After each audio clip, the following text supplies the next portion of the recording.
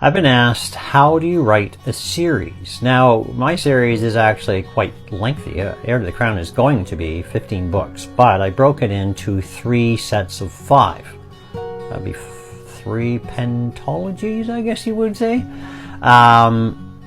That's probably a lot more of a complicated answer than I can put in a short video, so let me try to condense it as much as possible. If you're going to write a series, you have to have an overall view of the series, and where it's going to take you and how it's going to end is especially important.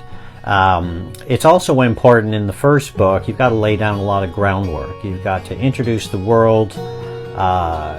To a certain extent, you have to take into account that people may not read the books in order. They may start on book 3 or 7 or whatever.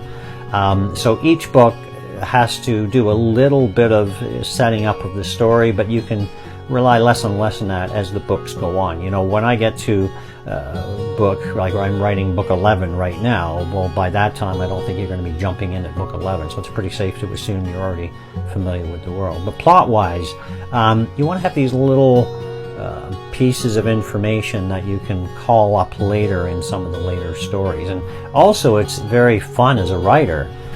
You know, when I'm writing a scene in a later book and I need, let's say, I don't know, palace guard, well, I could just make one up, or I could go back in time, grab one of those palace guards that was mentioned by name earlier, and bring him back, and that makes it feel like a more developed world.